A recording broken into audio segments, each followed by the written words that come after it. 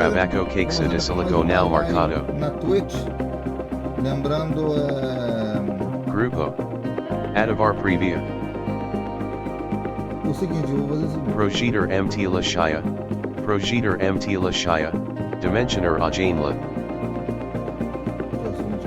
Projeter MT Lashaya. Previa. Philips F. Projeter MT Lashaya.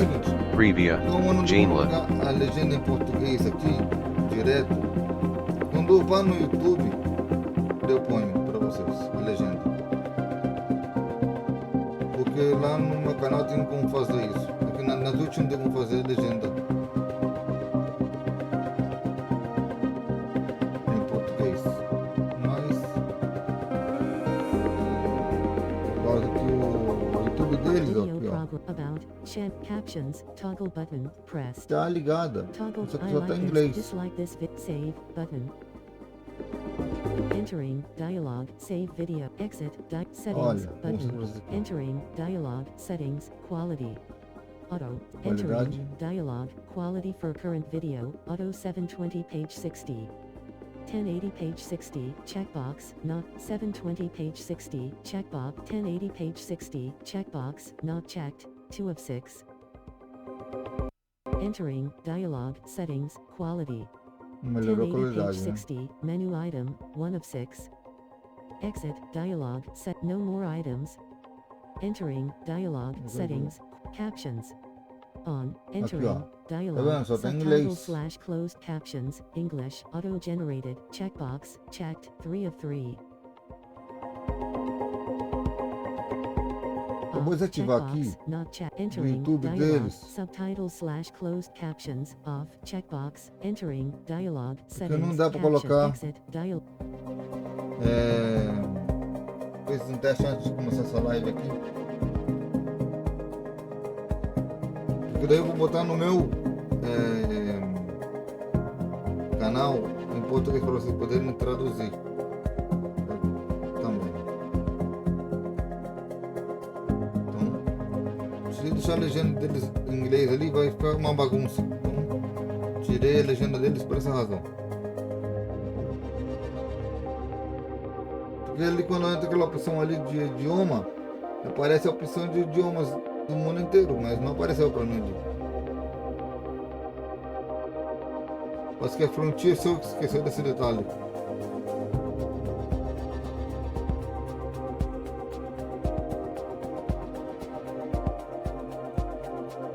« 22 dias, né, para Fórmula 1 Manager.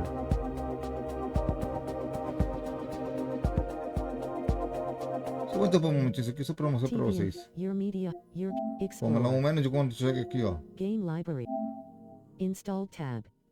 Console bowling story 2. Pera aí, Installed. Your collection. aqui, ó. All. Pre-orders. 1367. Shia. PS5. Lego Harry Potter Collect. Sherlock. Mortal Kombat 1. Download. PS5. Não. Dragon Ball Xenoverse.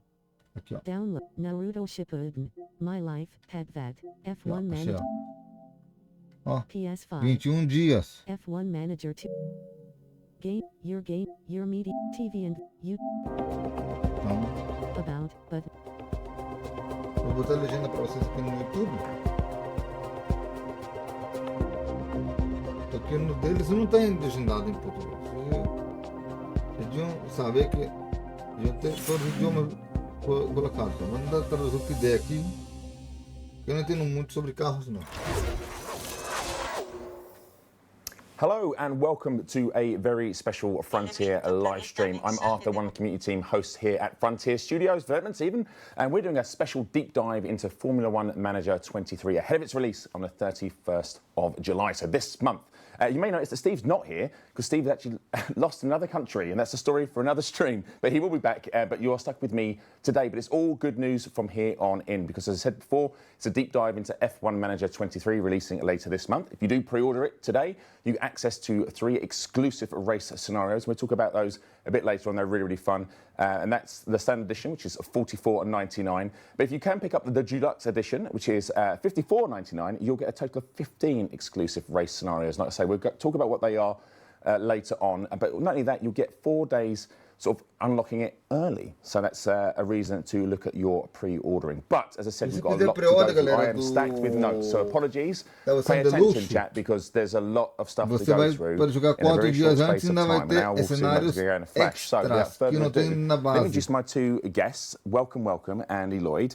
Thanks for joining me and going to give me a sort of run through as fast as you can, as much deep as you can, of all the features and enhancements we've got for this title. But before we do that, please, for those that don't know, introduce who you are and what you do.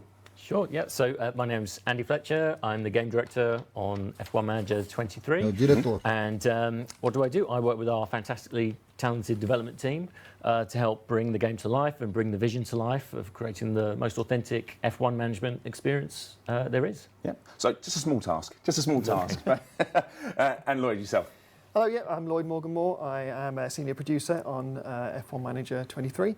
My job is basically working with the team and obviously the game director to sort of pull that vision together, if you like, and make sure everything comes together nicely. All right, so you've got a pretty key role in this, but obviously there's a great team behind you as well. Yeah. All right, as I said before, we've got a huge amount to go through, so I'm going to try and take us on a whistle-stop tour of everything.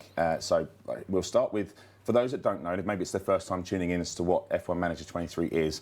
Andy, you want to give us like a brief overview of what the game is, if it's possible? Sure, yeah, I will try. So in F1 Manager 23, you take the role of a team principal, of one of the 10 constructor teams in F1, and you get to build your legacy as a team principal and manage that Formula One team to vie for the Drivers' Championship and the Constructors' Championship. And manage every facet of the team and take control and make all build your own legacy and see. And we'll talk a bit more about legacy because that's a bit more enhanced this time round. I think it's going to carry on a bit further and we did more on that in a bit. And it's split into, I guess, two areas, right? That's right. Largely speaking, this game is split into the kind of the team management side of things. So you're back at your headquarters, you're in between race weekends, you're making all the decisions about how to develop your team, the infrastructure, the cars, the drivers, all of that stuff. To, like you say, build your legacy, to plan for the long term, make all the day-to-day decisions as well. And then you go to the race weekend, that's where the points are earned, that's where the big showcase Grand Prix events are. You work through practice, qualifying, sprint sessions now. That's new for this year, right? So, and of course, culminating in the race where, like I say, points are awarded, and that's where your legacy is really built. So long-term decisions and then moment-to-moment decisions that affect everything. And so there's a lot. And when I say there's a lot, there really is a lot to go through. So Lloyd, you're very kindly going to take us through a couple of the screens as Andy and I discuss where we start. So I guess one of the first places you start is you pick a team, I'm assuming, from once you start the game. And this is the first screen you come to, and there's lots of stuff on this screen we could go through. We're going to pick out 2 or 3 places just to really sort of hone in on and look at like why they're important and maybe what changes there are sort of this year. And we're going to start with my favourite area when I come to work, which is email. When everyone opens up their box, you've got your emails. And it's actually a really, really important part for any team principal to be looking into. A lot of information's given here. So do you want to give us an overview, and as to what's new and what's changed? Sure. So, I mean, the inbox is a really crucial part of inhabiting that role of the team principal. You know, you've got your team feeding back to you. You've got, about those elements of the different elements of the team that I was referring to earlier. And, reporting back on things like car performance, how your drivers are developing, testing periods that you need to take advantage of. And then you can hyperlink to the different areas of the team and get stuck in with the management. So this year we've made improvements to the inbox. So what we'll find is that there's more kind of what we call dilemma emails, kind of. They sound fun. Yeah. It's how we refer to them. They're basically curveballs, things that happen throughout the course of the season that are unexpected. They'll be different on every season, and they usually force you to make a decision about something. Yeah. Like, what are you going to do? You're going to, a car park development has stalled. Are you going to pay some extra money to kind of unblock that issue, or are you going to let it ride it out? There might be some things that you can't actually combat, that you have to kind of deal with and take into account. So it's all part of making the average season kind of play out in a more unpredictable way than before. I'm not sure we've got examples of these emails to show, because with some in here, I think maybe producer Adam's got a few on there. He can chuck up just to give an example of what some of these might look like in terms of the delirium as you refer to. Yeah, so what we've got here, they've also got a number of kind of world-building emails beyond this. So we have these emails where you'll actually start to see what the other teams are doing as well. So these aren't kind of decision-making ones, but they're really informative emails where you sort of learn a little bit about what the other team principals that you're competing against are doing. You know, what kind of facilities are they building out? How happy are they with their performance this season? So trying to build out the F1 world, build out that sense of competition between you and the other team principals. Yeah, and we've got a contract, and then I'm not sure what other ones we've got. We've got a wind tunnel one. I think we had on there was one of the other dilemma ones here. So wind tunnel data concern. Yeah, so this is some decisions for you to be made about a facility and conditions that are going on facility. I think what you saw then and what you'll see in the next one as well is also we've got chains of emails as well. So it's not just like individual emails. You'll kind of get a response to some of your decisions from your team. So they'll kind of they'll let you know if they're kind of happy or disappointed with your team management. Yeah, which I will probably get quite a few of. But it's not just dilemma emails. I think, Lloyd, we've talked about the other sort of world-building emails and stuff like that. And what other emails can we get in terms of like what comes in for players to look at? So like law ones, we've seen that we've now got pictures of the recipient, which is always nice. Yeah, so you've got your obviously images of the person who sent you the email, which is a nice little addition there. Not only that, but obviously what you can actually see on screen is your driver development updates. So that just keeps you abreast of all the recent developments basically with your drivers. And then everything else that comes into that will be related to the other teams. So you can keep an eye on how they're doing, what they're doing to react to your updates. And that's where you see the team principals. And it just means you get a more general overview of the world of Formula One. But this also includes the F2 and F3 simulations. You have emails from here about this that come in, right? It's good to pay attention to this. And we'll come back. You'll notice we're touched on a lot of different things. Everything's linked. But it's good to know what's happening in these other areas, right? Because you're going to need to rely on it later on. Absolutely. Although emails aren't everyone's friend, they are very, very important if you're going to be a team principal.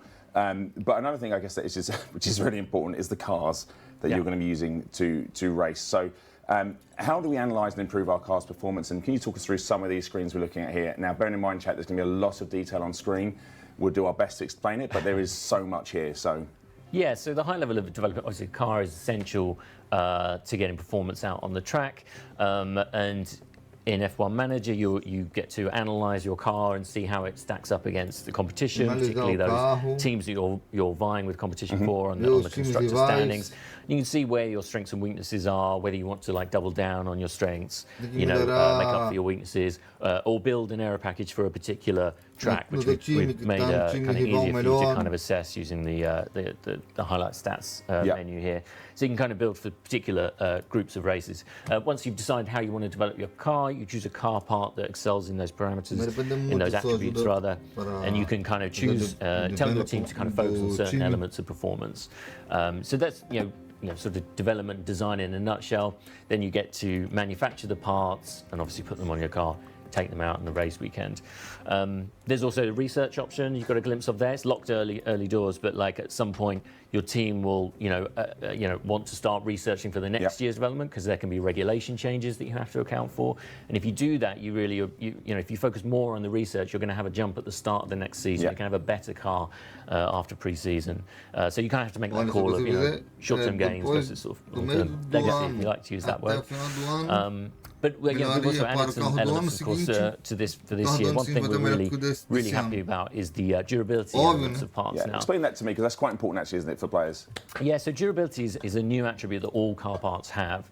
And the point here, as you can see, it's kind of measured in a minimum lifespan estimate of how many kilometres this part is going to last before your team says, okay, it's going to fail the inspections. So, basically after every race, your team will send you an email back to the email system that says, look, these parts have failed inspection, these ones are fine to take to the next race weekend, and if they fail inspection, then you have to manufacture new ones. So, of course, if you create parts with like a low durability, you're going to fail inspection more often, you have to manufacture more parts. It's going to hurt your budget, your cost cap, which is later all on. simulated in the Absolutely. Yeah. Reach the cost cap, you'll get fines. But of course, you'll get more performance. So the idea here is lower durability parts have got a lighter and will give you better performance gains. You know, more heavier durability parts last longer, less performance. So it's all about those trade-offs. I think it's fair to say you can, you know, a lot of the season can be won and lost in these screens, right? The decisions you make here and how you plan out for your races. I guess what is your long-term goal? Is it going to be for this season, or are you planning for the next season? Maybe if you're starting in a smaller team or a more challenging setting, you're actually planning to build and grow for the next season rather than I'm going to win it this year. Yeah, absolutely. And of course, all the other team principals are making these decisions as well. One thing we've also done with the focus, if we balance those a lot more finely this time. So, you know, last year you'd find that adding focus did cost a bit more money and time, but it was perhaps disproportionately impactful. Now there's a much more dramatic and pronounced trade-off. So if you are trying to excel in certain areas, you will decrease in other areas. So, you know, the teams are more likely to vary as you go throughout the season as well. I saw you can go through some of the presets at the top there, which is really handy, or you can actually go in as you were there, Lloyd, and actually fine-tune it as much as you want to. It's as deep as, I guess, as you want to test your brain and try and take that out. Click through the screens and get a balanced approach, or, you know, fine-tune your car and do something more specialised. All right. So we've talked, and we are going pretty quick, and I do apologise, but we are trying to get through so much here. So we've talked about, obviously, the email system, how it works and how everything sort of comes back to. We've started talking about the cars, and we'll come back to the cars at a later date, because obviously they feature quite heavy in this game for some reason. But now we're going to talk about some of the team staff. And Lloyd, you're going to talk us through some the team staff. Who as a player, who are the key players in this, and what are their roles, and who's new for this? Because there is a new role in this year, right? So the eagle-eyed viewers will have already spotted the new staff member.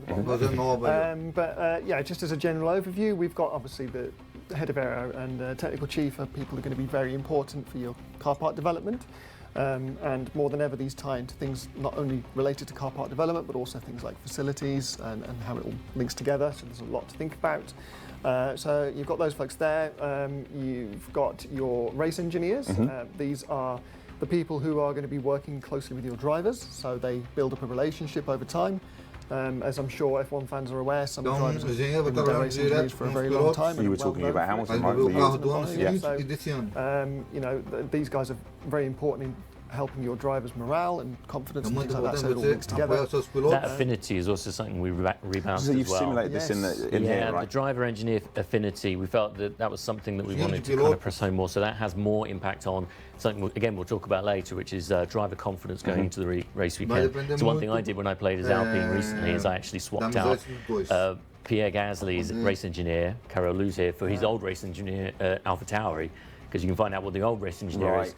And then he's immediately got a better bond with him, and he's going to develop better as a driver and have higher confidence going into the weekends. Okay, so detail is the word I'm getting here. Detail and authenticity is what's coming in my mind. Sorry, Lloyd. Okay, so who's the new person at the bottom here? Who have we got? Yeah, that's the sporting director. So yeah, this is the person who's responsible for everything to do with your trackside operations, as it mentions there. So things like pit crew, pit stop performance, and the relationship there is with the, obviously you can see with the pit crew. And what that means is all of these various ratings here have impacts on your pit crew, whether that be down to their the time lost during a pit stop with mistake, or whether that be down to the maximum skill ceiling for your pit crew. So obviously, what you choose to focus on here in terms of development will impact the pit crew themselves. And the pit crew development system in total has had a bit of a rework. Bit of a rework, to put it mildly. So this is where you can really dig down into the details of your pit crew training, whether that's focusing on reducing pit stop errors, whether it be improving your pit stop times, and when you do that, you can actually then go even further into looking into things like focusing on the jacks, for example, or things like the wheel guns. So if you find that your pit crew is having a lot of issues with a particular area, you can really get them to focus on that.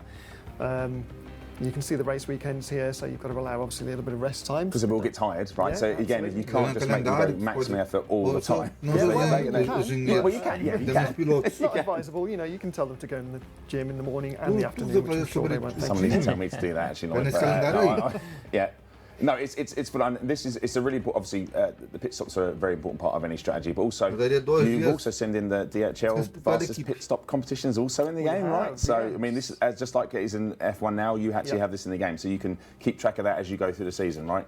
Yeah. So obviously, that's where you might want to focus on your pit stop times. You know, really get them to improve that as they go through. And there's a chance you'll rise up the rankings there and see yourself at the top of the leaderboard, which is always nice. Yeah, there are rewards at the end of the season for where you come in the DHL fastest pit stop competition. So there's definite gains to be made, particularly if you're perhaps one of the teams with the lower ratings. You can actually build your prestige quicker and get some rewards by focusing on pit stops, perhaps. Yeah. And it's nice because there's a whole loop here, right? When you go into the races, you get live feedback on, you know, how every pit stop is ranking you in that race for the DHL pit stop competition. At the end of the race, you get a debrief about, you know, what pit stop errors you had, what type they were, how your pit stop times compared to competitors. And then you come back here and you go, right, what am I going to change about my plan to try and counteract that next time? Yeah, so it's that detailed, informed decision making. It's genuinely like what it is like in F1, right? Yeah, so it links both parts of the game really nicely. Yeah, it's really cool. And we'll show some more actual pit stop stuff in action, maybe an hour or two, just so people get an idea of how that sort of changed as we've gone forward. So again, moving on to, I guess, probably another very, very important person in the team, probably outside the team principal, obviously, but drivers, responsibilities and options the players have for managing their drivers, and we talked about obviously the thing they have with the trainers and stuff like that, but go through their stuff like that. Yeah, so the affinity, like I say, that has a large bearing on the development as well, as to facilities, which we'll talk about in a little bit as well. But development, we wanted to have another look at how your drivers develop. So last year we sort of, you know, it was a little bit less authentic than we would have liked, really, the development side. So now what you do is you effectively give your driver a development focus, and you kind of tell them what kinds of skills you want them to improve on, whether you want to improve those skills that are beneficial for, you know, wet weather racing, wheel-to-wheel racing, which is a big thing this year. Yeah, we'll show you this later on, which is really cool. This year, short run pace, long run pace, and they'll effectively work in the simulator with the race engineer and in the practice sessions to fine hone those skills over others, which means that they develop in a more kind of organic way. So you'll get a development update at the end of every month or so. Tells you, well, this is how your drivers have developed over time. So it's just a more authentic, more a natural way for them to develop. But it's also, again, you've also looked at what happens when drivers, you know, get a little bit older, and how their skills may plateau. Yeah, absolutely. So the development rate will kind of plateau, and they'll sort of, you know, they won't really increase very much after a certain point. But now we've gone a step further, so a hotly requested feature was to have drivers that actually drop off if they're not, you know, on top form. So, you know, if you have an older driver and they're not delivering on the track, then they can actually regress in some of their ratings. And that's a real sign to delve into those F2 and F3 results. See who's up and coming, you know, lock one of them into a contract, maybe give them some P1 practice sessions to get their development up. Because their development rate's going to be, you know, through the roof when they're younger. Yeah, so again, this links back to that. Look at the emails, look what's coming through, look at the drivers, look at your stats, the development progress and stuff like that. And that's really, really cool. And you mentioned facilities as you were going through and how they can have an effect. Lloyd, there's lots to talk about again. I don't think there's not lots to talk about in every subject here, but for the facilities, how will players manage these, and what do they provide bonuses, right, in certain areas? Yeah. But they're not cheap. So do you want to talk through some of this stuff here? So this is where your cost cap balance comes into effect in quite a few ways. So obviously you've got your things like your monthly upkeep, you've got to refurbish costs to stay on top of, and in some cases there are also the cost of building the buildings in the first place. Not every team will have all the facilities available to them, obviously based on their progress. And they not only offer bonuses, but they also offer things like increases to caps on your engineers and so on, so that there's lots of different ways they can impact the rest of the team, even down to team attractiveness if you're scouting for that F2 and F3 talent from the simulated series. It's up to you obviously where you spend your money, but you do have to think about what happens here. So, you know, you might want to build a new building, for example, which has got a relatively... It's a small price tag of £800,000 there, or dollars, sorry. So it's not cheap. And that will have, you know, things like operating costs to think of. You've got a monthly upkeep, but also you've got to think about the fact that it will degrade and will need refurbishing over time. So, you know, you've got to think about that ahead of time, and just how it ties into your cost cap is more important than ever, because there's been a lot of rebalance on not only the costs associated with it, but also the impact on the rest of the simulation. Yeah. So I think players are really, really going to notice the difference there. Okay, that's good. That's good to see. And obviously, we discussed that these dilemma emails can come in, and they can not be great for facilities at times. But you know, we'll see how players deal with those, because you know. That's what they're there for, really. That's their job as team principals, to make those tough decisions. All right, so there's a lot to go through there, or a lot to look at, really, on facilities. But you did mention, as you were going through it, not every team has access to all the facilities at the same time. But you may not always be with the same team, because obviously with F1 Manager 23, we are bringing in team switching, which we know everyone's really, really keen to have come in, and we had to bite our lip for such a long time. We could talk about it, but we can talk about it now, and it's coming in. Explain to us. I know it sounds simple, but there's more to it than just switching teams. Talk us through team switching and when we could expect to see it. Sure. So team switching is coming to F1 Manager 23 in the autumn, first release. And team switching at the end of the season, effectively, your team will say, look, here are our goals for the upcoming season. And you can make a call whether to stay with that team and you know, build your legacy, your reputation at that team, or see who else is interested in taking you on board. So what keys into this is your team principal rating. You'll have a sense of, it gives you a sense of your stock as a team principal in the world of F1. If you're overachieving with your current team, then the teams are higher up, like, you know, finishing higher up in the constructor standings, have a great prestige historically. They may offer you a position as team principal at their constructors. If you're not doing too well, or if you get sacked, you may have to leave. You may have to switch teams, and then go down a notch, and effectively migrate to a team with more modest kind of expectations, who will happily have you as their team principal. So there is a meritocracy to it, and there's all the more incentive for you to build up your reputation and do well. You can treat it as a career ladder to build your way up to the top. You can succeed with one team and then try and take over another team and see if you can attack the giant you created. I was going to say, become your own rival, which would be really, really exciting to see. It's really great. It adds more longevity, adds more variety, flexibility. You can see into the future of F1 more so. Yeah. We talked about those F2 and F3 stars coming through. We're now simulating F2 and F3 championships realistically, so those races really take place behind the scenes, and you can see how they took place and use them as great scouting opportunities. Loads of data there for you, and the more that you kind of go further into the game with team switching, the more that's important, because those stars are the F1 stars of tomorrow. Yeah, but really interesting to see, like, in years to come, how far players went and how accurate or close they were to like what actually happened with who becomes the next big stars. It'll be really cool to see. Yep. But yes, great news that it's coming in. There's like I say, I know it was a big request, but it's great for us to be able to say that it's come in there. Now, we've still got a huge amount to go to. We're talking about the team management side of it. We're about to head towards the race day. We've already covered off sort of the email system. We talked about dilemmas. We talked about the pit crew, how we train them. We've talked about facilities, and we've talked about the new additions to your team. And I'm still forgetting stuff we've already spoken about, and we've still got loads more to talk about. But before we do that, just a reminder, welcome to our show. I'm Arthur, one of the community managers here at Frontier. This is a deep dive into F1 Manager 23. It's on sale on July the 31st, but you don't have to necessarily wait that long to get your hands on it. So if you pre-order today, not only will you get the game when it's released, but you will also get access to 3 exclusive scenarios, one of which I will tell you is called Viva LasVegas, which we'll talk about a bit later on, which is really, really cool. And that is $44.99 for the standard edition. But if you pre-order the deluxe edition for $54.99, not only do you get it 4 days early on the 27th, but you'll not only get those 3 exclusive scenarios, but you'll get 12 more on top, so 15 in total exclusive scenarios. Now, we'll talk about scenarios later on because they're actually really, really fun. But before we do that, I've got a mountain of stuff to go through with you guys. I'm sorry you can't leave. But we need to talk about sort of getting into the simulation and sort of what kind of decisions I guess players have to make in real time to win positions against other teams, and what strategies they've got available to them when we get to the race day, I'm assuming. So yeah. Andy, if you can. Okay, let's go straight to race day. So, so this is the other half of the game. Of course, this is race day, the Grand Prix, where the points are won. This puts you in the position of being behind the pit wall, effectively. You're working with your team. You're building your strategy for the race for both drivers, your tyre strategy, when you want to pit, what tyres you want to go with.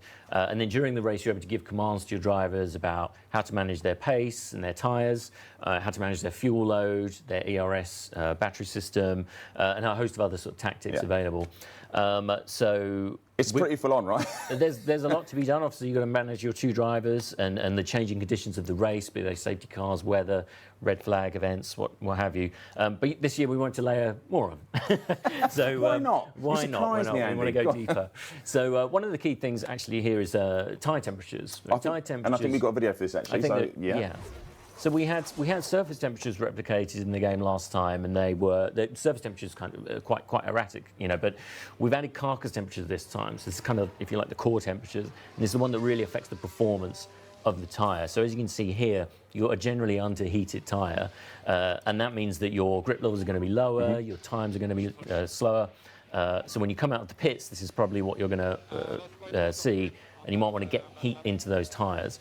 But of course, getting them into the optimal window is, part of the challenge. But then if you go over that, you start overheating, your degradation is going to start going off a cliff. So you can't do what you may have done last year, which is like go full attack for a whole stint, because that tyre degradation graph is going to look like a cliff. It's something to go well for you. And there's a lot more, and you'll actually see it in the tyre deg chart. Like there's a lot more granularity. There's more sort of fluctuations, and that's down to the detail of the tyre temperature simulation. Yeah, and we'll come to, when we talk about some of the race replay stuff later on, how much detail you actually have access to and what you actually use as well later on. But you mentioned ERS as well, and I think we've got a little clip about how we're using ERS or the change you're bringing here. Talk us through what we're seeing on screen. I think we're going to look at the tactics here. Sorry, so these are first, and then, so we built a new tactics area to kind of consolidate some of the tactics that are available in 22, but also adds some key new areas. So you can see a big driver confidence bar up there. That's a really key addition. We also got specific overtaking and defending tactics. Now, this is all part of our renewed focus on battling. Battling around corners, cars making more use of the track with corner collisions. We'll show more of this shortly. But these the tactics allow you to kind of tell your driver how risky to be in these different situations. If you're in a battle, are you going to go full risk for the overtake or to defend position, or are you going to let things slide? So really, quite critical kind of tactics that you need to a lot of things you have to consider as well, right? Be it the driver confidence, which we'll show in a second, that how good they are at certain expertise and stuff, the weather, where they're sitting, all this stuff you have to make that decision, right? How well your car is performing, how well your tyres are performing, all those things to take into account. And the confidence bar up there, as you can see, it's kind of fluctuating. The reason that keys into tactics so importantly is because your confidence is high, you can go risky with decisions. Your chance of making mistakes is going to be lower, your performance level is going to be higher, you're overperforming, and that's the time to really strike the iron top and go for those risky moves. If your confidence is low, you really need to be careful about telling your driver to do that. Low confidence, high risk is never a great combination. I think we've actually got a great clip of the confidence bar in action. I think it's overtaken. I think have we just played it? ERS here? No, we're going to play it now. I'm getting a nod I'm getting a furious nod from the producer Adam in the corner. And we're going to have a look at this. So we'll see the confidence bar sort of go up as a successful overtake, I think, as we come around the corner. There you go. So I mean, the other element, obviously, that we're going to touch on there is ERS. So there's a few more ERS tactics available this year as well. For people who know the game from last year, there's now a cool top-up feature to help you charge, but not affect your performance as much as Harvest. And then you've got an ERS battle assist, which is where you might want to use it here, where you've got these cool battles around corners.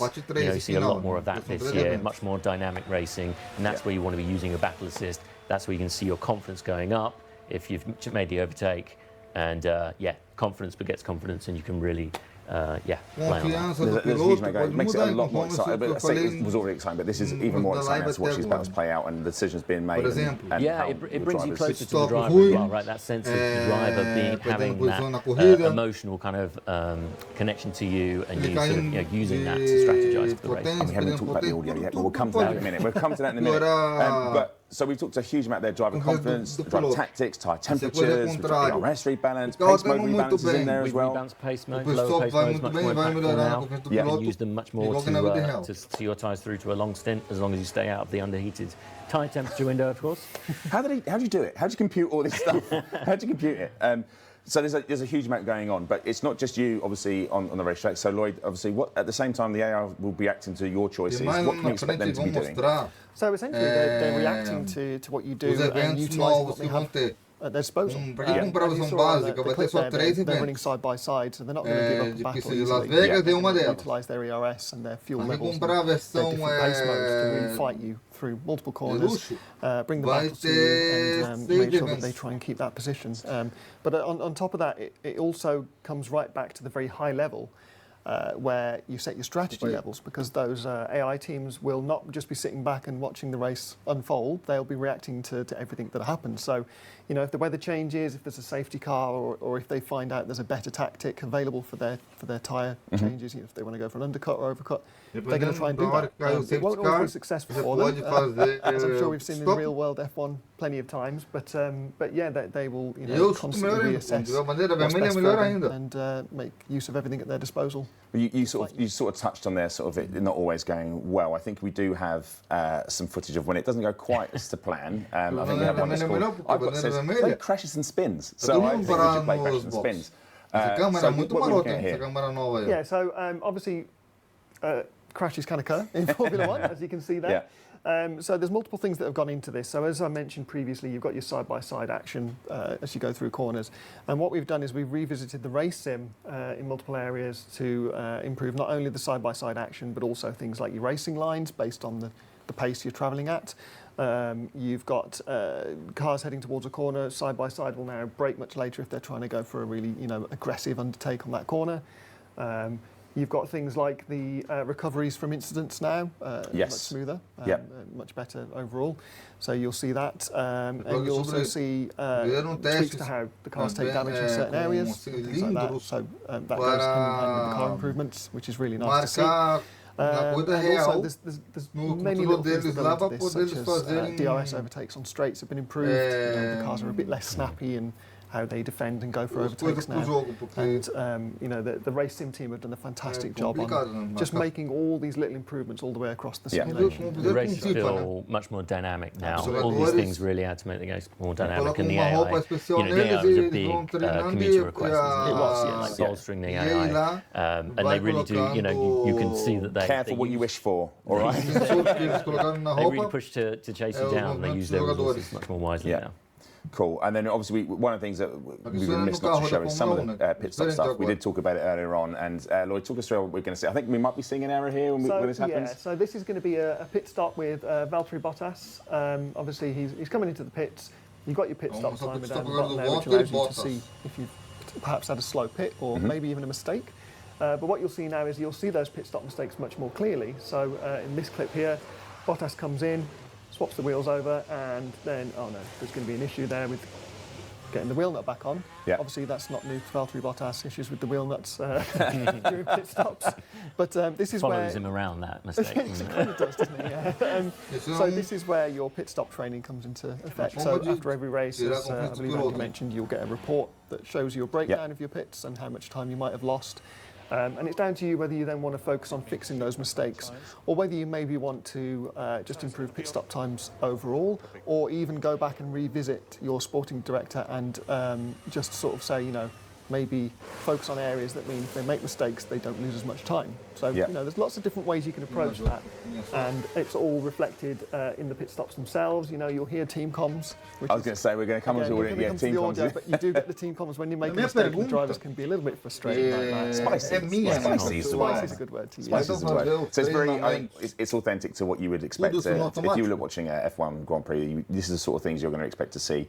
And we've talked quite a bit here, and again, it is only top level really chat. We're talking about like the AI, we're talking about the DRS and the tactics and stuff like that, improved damage model, spins, rejoins, pits, animations.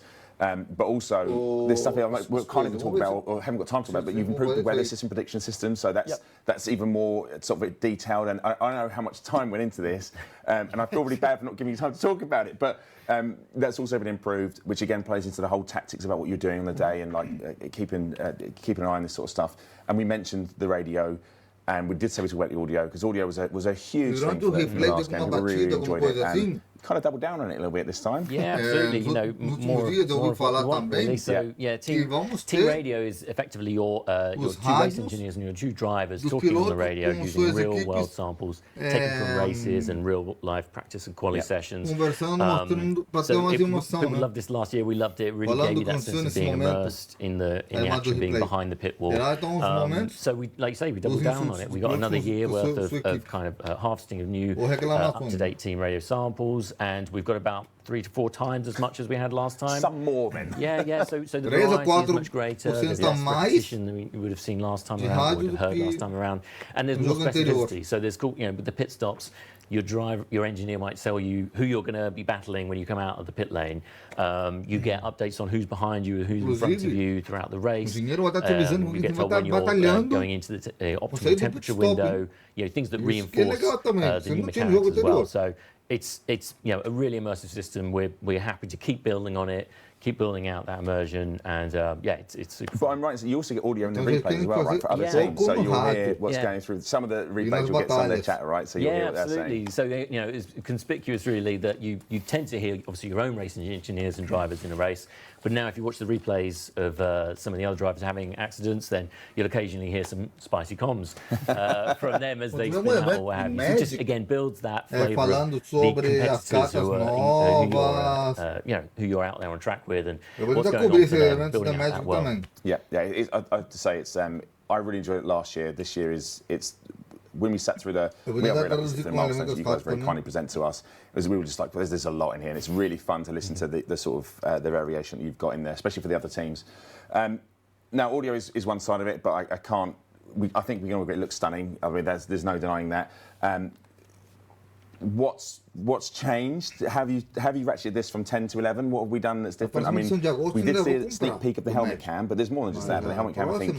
No. The one cam that Steve only plays the game in, but so the race, so we've got helmet cam, like you say, is another level of immersion for the game. It's about up close and personal as you can get to the race. It's a I think we call it kind of visor cam, really, because you're kind of behind the visor. And one thing we were talking about, wasn't it, for each driver has a different visor, so each visor cam looks slightly different. It's got a tint of yellow or blue, depending on whose visor you're behind. The detail you go to is insane. It's a lot of detail. It's a really immersive way of enjoying the race, and again, being up close and personal with the race. So there's a fantastic new camera there. We've also got a number of other visual effects we've added to you saw some of the visual effects in the collisions there have been improved.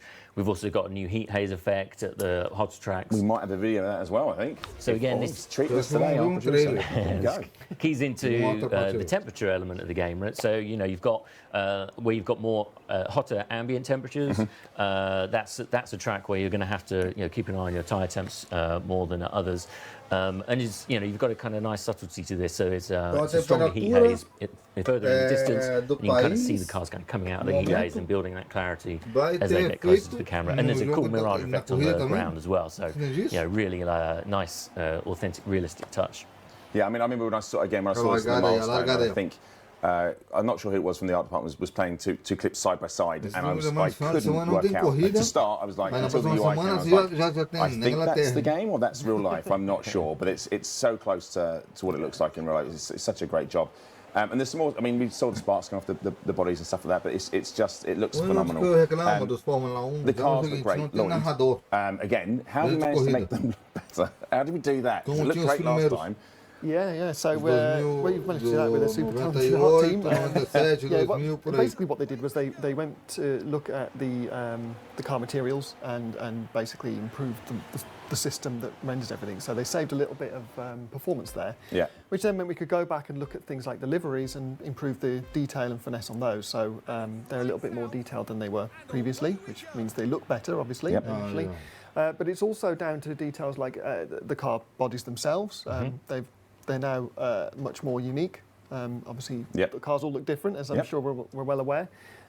So you've got that now, and obviously off the back of that, we've reworked the damage system to have improved visuals. But we've also gone into details like the T-bar, the camera T-bar, whatever. I can't never remember the official term. They've got the correct yellow flashes on, based on the cars in the teams to identify which driver's which. But also, the kind of details we go into on that are things like the lights on that. Yeah, tell me about this, because this blew my tiny mind when you were telling me about how you have the lights for the ERS system. This is one for like the people who like to dig into those little details, but those they have little sets of lights in front of them, and they update based on the car's state, so that tells people whether it's safe to touch it or not. And that's reflected in game. So if they're in the pitch, for example, you'll see them green because they're being worked on by the crew. They turn purple, and the idea is then that's live. When the car gets up to speed, they go off because nobody's going to be touching that car when it's flying. Not 200 miles an hour, no, I don't think we're touching it. So, you know, it goes into little details like that, and there's lots of little bits and pieces on the cars like that really come together to show the detail. I think that it shows through in almost every single thing we've talked about. In fact, in everything we talked about is the detail you guys have gone into in simulating the real F1 sport, and to make it as authentic experience as possible. Looking at just to go to that level of detail, to like simming the lights on the ERS system, to you know, visualising the different coloured visors, to like we've talked about the temperature of the track and the weather system. We haven't even talked about stuff like the unique animation stuff that you've put in for podiums, and all. There's too much to talk about. There's new animations to that detail. The cars that are mounted up, the cameras that are mounted on the cars are actually very slightly different positions depending on the car bodies. So just those little details that are different, and I think the car fidelity is much sharper this time around, and it's important because you get so close up to the cars with our onboard cameras. So no, it looks phenomenal. I think all these details add up to like the most comprehensive experience. I can't stop staring at it. So, but I have to move on. So we've kind of talked about the facilities, we've talked about the drivers, we've talked about staff, talked about tactics. What we haven't talked about is circuits, because you've been working on those as well. Some changes there, some additions. Do you want to talk me through, I guess, I can start with Qatar, shall we? Let's start with Qatar. So yes, 2 brand new tracks. We're going to have a look at Qatar here. So this is new for F1 Manager. And yeah, really excited to have this in. Beautiful looking track, lovely trackside decoration on it. And it's all new for 23. And we have another track this year, a little place called Las Vegas. Sin City, but F1's going back to Sin City since I think the 80s was the last time, and really excited for this one because obviously when the game launches, this will be your opportunity to get manage at Las Vegas before the race really takes place. Exactly that. I mean, we are going to show you as a treat the Las Vegas course a bit later on.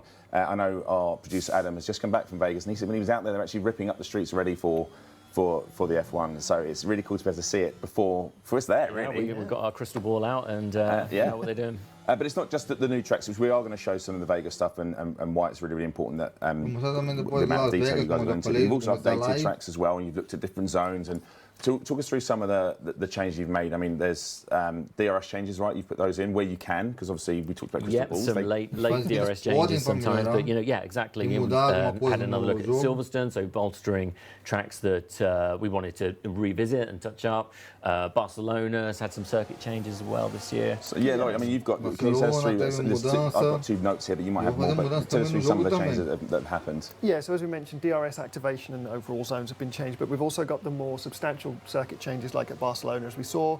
That last little chicane's been removed, so the cars will now go around that long sweeping turn.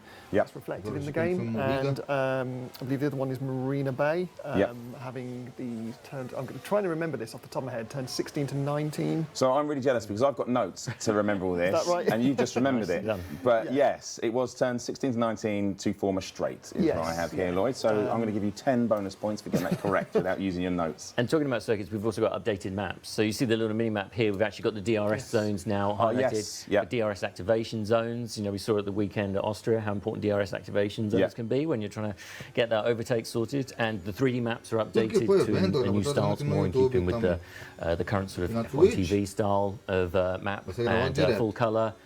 DRS zones, activation zones, nice little touch, but really important for managers to see that information. I mean, there's a ton of stuff. Like, I honestly can't convey enough about how much has gone into this. And we just talked about that, and we touched earlier on about sprint events. very, very likely. But I mean, Agora, can you talk us through what the vai sprint events ter are, Andy? Like, com it's sprint 6 sprint também, events, vai no right? vídeo There are anterior. 6 sprint events in the 2023 season. These follow the original As sprint 23 format. corridas. And yeah, they're interesting from a Na gameplay temporada. perspective because you have less practice time than in normal race weekends. So they mess with the structure a little bit, and that means in F1 Manager 23 you get slightly less time to build confidence. So you're going into the sprint, confidence might not be what it normally is. So you need to try and maximise those practice sessions. And again, some of the gameplay elements that we've added this year: tyre temperatures, new IRS modes, new tactics, the confidence system, of course.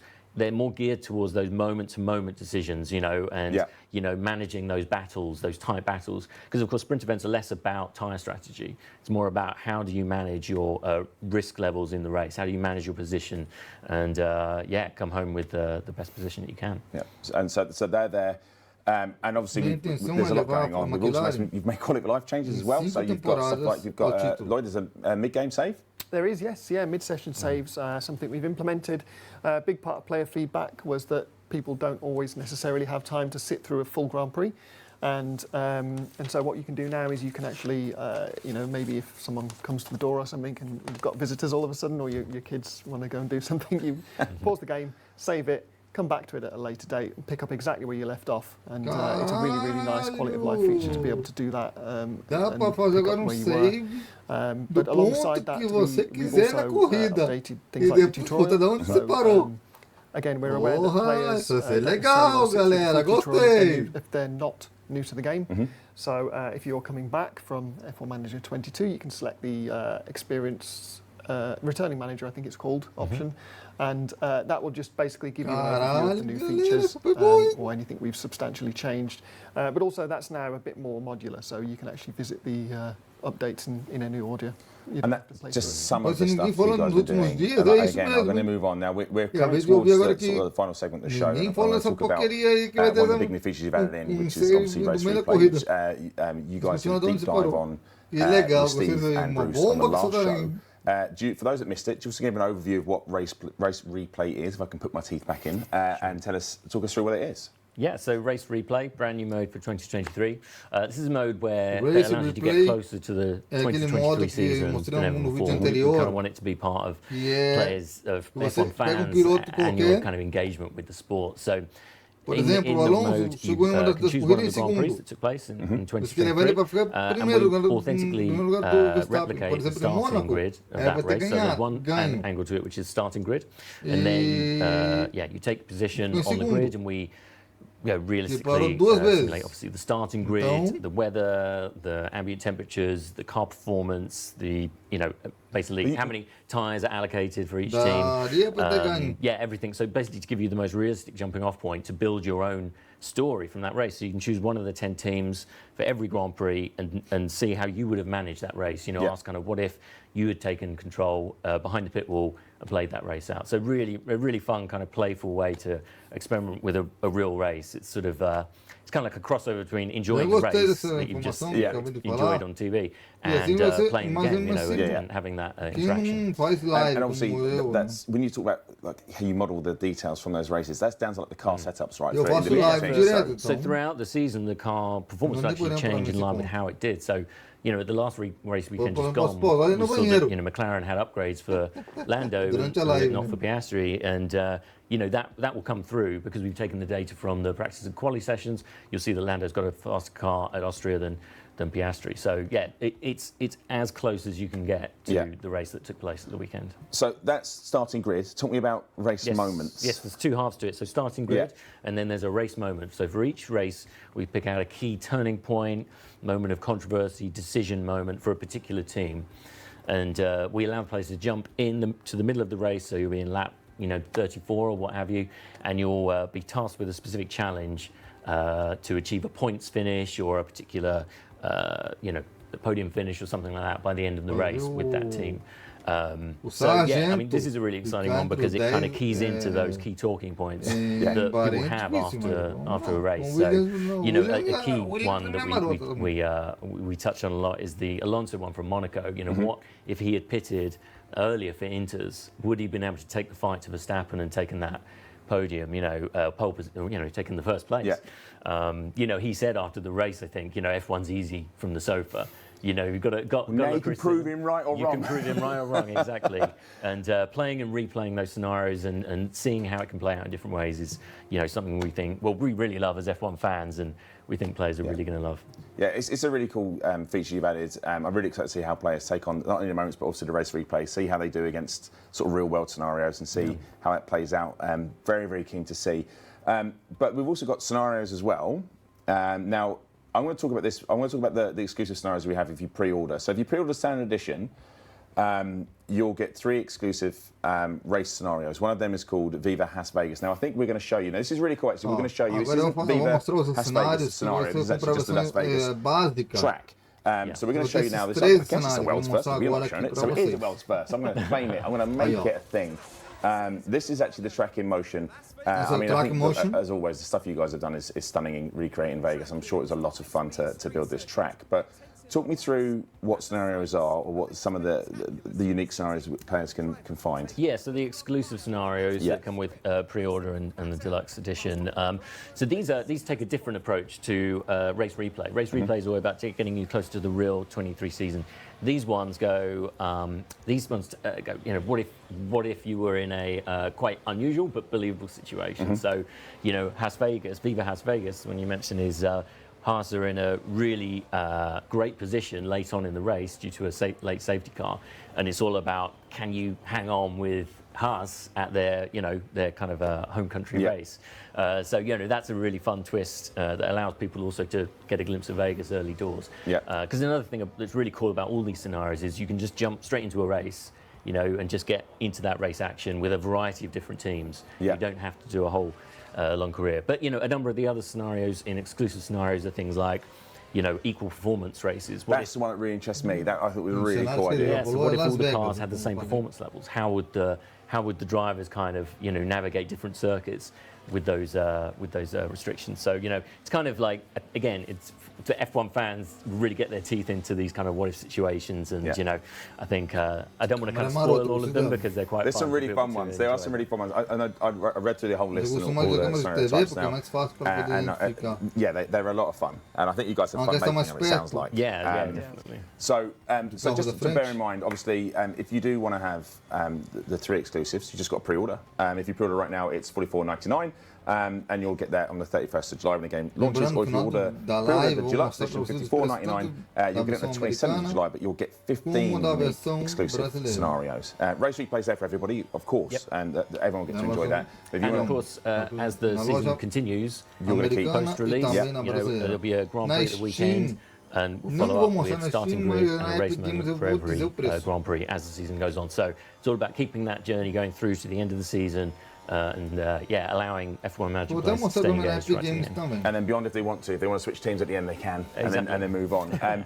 Look, I've got to cut short, unfortunately. I've still got more to talk about, but I can't get through it because we're running out of time. But thank you for sitting down with me and going through just so much stuff that you guys have added in to Formula Manager 23. We've talked about sort of we've looked at the visual changes, the home screen, the emails, the training, the pit crew, the new additions to the staff, driver training, driver confidence, ERS system, tyre management, new weather system, how the AI uses more width of the track, collisions, how you've simmed the visors, the cameras, the artwork, race replay, race moments, scenarios exclusive. And I've still got stuff, and I can't talk about it, and I'm going to get in trouble. I'm super excited for the fans to get their hands on this at the end of this month or before if you pre-ordered. How are you guys feeling? I'm sure it must be a mix between excitement and fear. As always, it's like watching your child off to school for the first day. It's not long to go, is it, guys? So it's only a few weeks. I can't wait for fans to get their hands on it and start enjoying it. That's it. All right. I probably should let you go and do your work because I'm already in enough trouble as it is. For everyone that's watching, thank you so much for tuning in. It's been great fun to talk through all the stuff we had to go through today. And please watch this back because there's probably stuff on screen that we're not even talking about that's in there. There's so much detail. Remember, you can pre-order right now to get yourself 3 exclusive race scenarios, including Viva LasVegas, which means you'd be able to play the Vegas Strip almost straight away on release date. And that standard edition is $44.99. Or the deluxe edition, play 4 days early for $54.99 and includes 15 exclusive scenarios. So enjoy have fun. We will see you on the next stream. Thank you to all my guests. Goodbye. Agora, vou mostrar para vocês aqui o preço das edições, tanto na versão do PlayStation. Vamos fechar aqui. Vamos entrar na loja. Nessa conta não dá para entrar porque... Opa! Entrei. You can't use the PS button now. You can't use the PS button now. Peraí. Ei. Control PS4. Close. Entendi errado. Settings. Vamos ver aqui. Profile. Mark. Log out. Item. Press cross to select. Switch user. Eu vou mudar aqui o Switch usuário. user. Nip elemento. Vou ter conta do elemento. Item. Mas antes eu vou usar aqui Marcos Puglielli. essa conta minha aqui. Na conta americana. PlayStation. Must see. Está assim, ó. Subscribe. Browse. Search. Button. Parece aqui nos Estados Unidos assim, ó. Switch to voice. Formula 1 Manager. Close keyboard. Peraí. Games tab. Vou escrever Search melhor. for games. Add-ons. The on F D capital F cap R E Q 1 1. Close keyboard. F122. F1 2000. F1 Manager 2020. Ok, Formula 1 Manager aqui tá. F1 Ó, a Manager versão básica 2023. $54,99. Add to wish list. But more. A versão boladona Deluxe edition. F1 $64,99. Ok? PlayStation's Agora eu vou na conta brasileira. your game your profile. Mark log out. Na conta brasileira, vamos lá, conta Press the PS brasileira. button on your Mark with two nip element. Conta brasileira, vamos lá. Depois vamos entrar na Epic Games. Imperdible. Navigar. Pesquisar. Games tab. Search trending game. Search for game. The on-screen keyboard is F capital F R E Q 1 1. Close keyboard. F122. F1 Manager 2000. Então, Fórmula 1 Manager. O jogo base, F1 Manager 2023. R$ 274,50 com 50 Standard centavos. edition. Add to wish list. More. Segway. Ediso Deluxe. A de luxo, F1 Manager 2023. 324,50. PS5. Add to more. Configure SOS de personalização. Ok? Então, aí tá os preços. PlayStation. Aqui, tanto no PlayStation PlayStation. Your games home. 5 como no 4. Nip. Agora Log vamos out. voltar para minha conta. Press the PS button on Vou na your Epic Games mostrar Welcome back. Mark Watu's YouTube presenter. o preço na Epic Games para vocês. Explore. Your games home. Search. Settings. Button. Press. Vamos aqui na Epic Games, vamos mostrar aqui Epic Games. View place. Aproveito e mostro o jogo que estão Place. Try. dando nessa semana na Epic Games Store, Country and language. YouTube. Loading web page. que amanhã vai L3 ser dado e eu button vou R3 pegar button. Zoom. amanhã. PlayStation-YouTube. Isso não funciona. Account menu. Vamos lá. Account menu. Pop-up button. Your channel. Your Vamos ver channel. aqui. Link. Google. Eu não sei que no Channel YouTube R. tá. Google. Esse Loading canal. web. Google.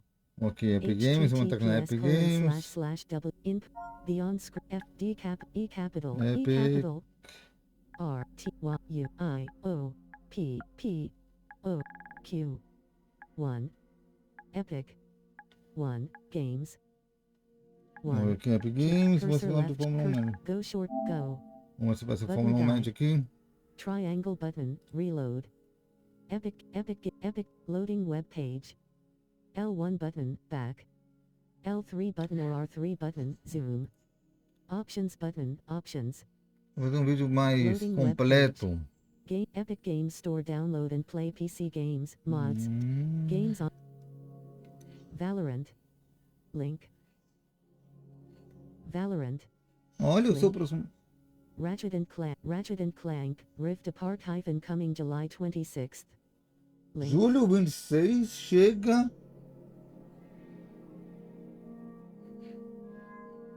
Amnesia, The Bunker. Chega Ratchet and Ratchet Clank. Go. Free games, 1 of 2. Free now. The Dungeon of Esses the jogos Hill. grátis Free já games. foi mostrado no vídeo de notícias. Fortnite experiences. Most. The. Add. Trending, 2 of 5. Libert, Super Static. Quantos jogos de Fórmula 1 Manager? Most popular, 2 of 15. Valorant, right. Games with achievements, 2 of 15. Apathy Array. Só Fórmula 1 Manager aqui.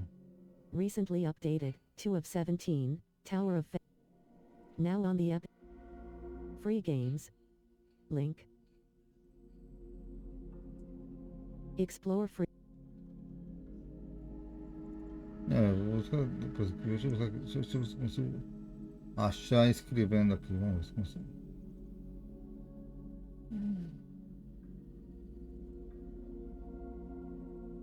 Vamos ver se eu acho.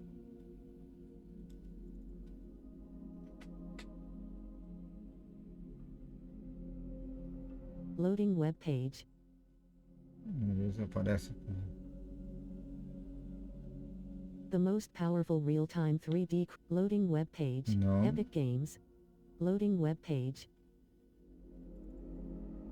Onde está o. Tem que aparecer aqui, não está aparecendo.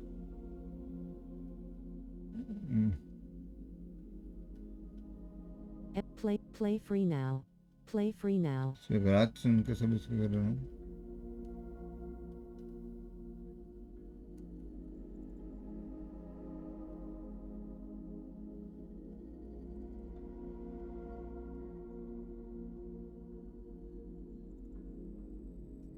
Isso aqui eu não estou achando. Olha. O Fórmula 1 Manager. Quero mostrar para vocês aqui, mas eu não estou achando. Deixa eu ver se vai aqui. Amnesia, The Bunker. Ratchet and Clank, Rift Apart - coming July 26th.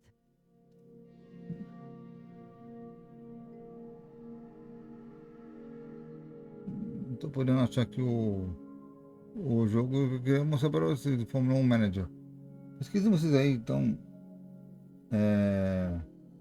Porque não está sendo fácil. Your games home. PS4. Agora vamos trazer para vocês daqui a pouquinho o Final Fantasy 16, a parte 7. Home for Marquitu's YouTube presenter. Button. Eu vou finalizar a live por aqui. Não achei OBS 29.1.2 perfil. Interromper transmissão. Ok? Estamos ficando por aqui. Até o próximo vídeo. Tchau! Options. For more content.